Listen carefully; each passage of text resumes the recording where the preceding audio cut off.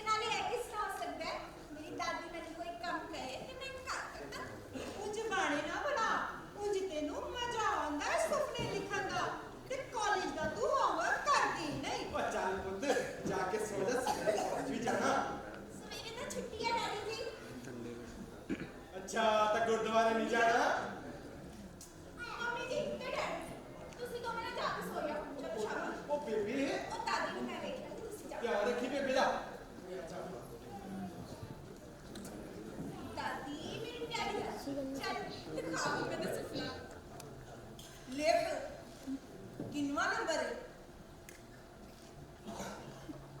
Number है 145।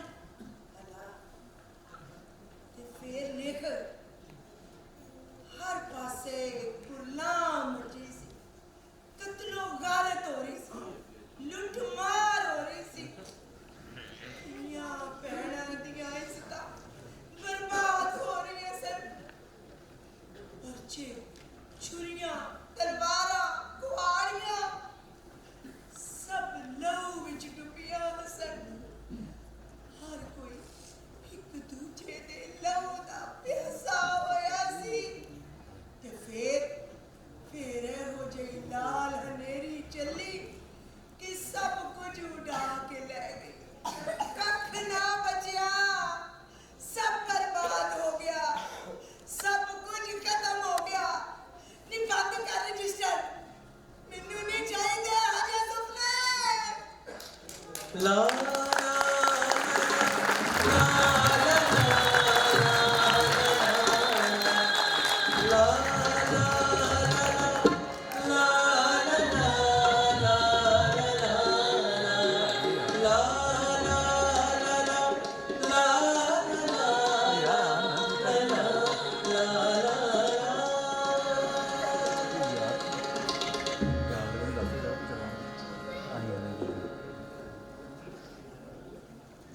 ਮਾਈ ਨੇ ਸੁਪਨੇ ਨੂੰ ਇੱਕ ਹੋਰ ਸੁਪਨਾ ਲੁਕ ਕੇ ਤੱਕ ਰਿਹਾ ਸੀ। ਇੱਕ ਹੋਰ ਸੁਪਨਾ? ਓਏ ਤੇ ਹੋਰ ਕਿਹੜਾ ਸੁਪਨਾ ਹੈ ਬਈ? ਓਏ ਉਹ ਹੀ ਰੰਗੂ ਰੰਗ ਸਾਜ਼ ਦਾ ਸੁਪਨਾ। ਰੰਗੂ ਰੰਗ ਸਾਜ਼ ਦਾ ਸੁਪਨਾ? ਓਏ ਉਹ ਕੌਣ ਸੀ? ਓਏ ਰੰਗੂ ਰੰਗ ਸਾਸ, ਉਹ ਜਿਹੜਾ ਵੰਡ ਵੇਲੇ ਆਪਣੇ ਪਿਆਰਿਆਂ ਦੇ ਨਾਲ ਆਪਣਾ ਸ਼ਹਿਰ ਛੱਡ ਕੇ ਨਹੀਂ ਸੀ ਗਿਆ। ਉਹ ਕਿਉਂ ਨਹੀਂ ਸੀ ਗਿਆ? ਕਿਉਂ ਜੇ ਇੱਕ ਪਾਸੇ ਉਹਦੀ ਜਨਮ ਭੂਮੀ ਤੇ ਉਹਦਾ ਪਿਆਰ, ਜਿਹਦੇ ਚੱਪੇ ਚੱਪੇ ਤੇ ਉਹਦੇ ਬਚਪਨ ਦੀਆਂ ਯਾਦਾਂ ਖਿਲਰੀਆਂ ਹੋਈਆਂ ਸਨ, ਤੇ ਉਹਦੇ ਯਾਰ ਦੋਸਤ ਹੱਥ ਫੜ ਕੇ ਖਲੋਤੇ ਹੋਏ ਸਨ, ਤੇ ਦੂਜੇ ਪਾਸੇ ਉਹਦੀ ਧੀ, ਉਹਦੀ ਬੁੱਢੀ, ਉਹਦਾ ਸਾਰਾ ਟੱਬਰ। ਉਹ ਇਹੋ ਹੀ ਫੈਸਲਾ ਨਾ ਕਰ ਸਕਿਆ ਇੱਥੇ ਰਵੇ ਕਿ ਉੱਥੇ ਚਲਾ ਜਾਵੇ। ਐਸੇ ਭਾਜੜ ਵਿੱਚ ਵੇਲਾ ਉਹਦੇ ਟੱਬਰ ਨੂੰ ਰੋੜ ਕੇ ਚੜ੍ਹਦੇ ਵੱਲੇ ਲੈ ਗਿਆ। ਓਏ ਉਹਦਾ ਨਾਂ ਕੀ ਸੀ ਤੇ ਉਹਦਾ ਸੁਪਨਾ ਕੀ ਸੀ? ਓਏ ਨਾਂ ਤੇ ਉਹਦਾ ਧਰਮਦਾਸ ਸੀ, ਪਰ ਸਾਰੇ ਉਹਨੂੰ ਰੰਗੂ ਰੰਗੂ ਕਹਿੰਦੇ ਸੀ। ਓਏ ਉਹ ਕਿਉਂ?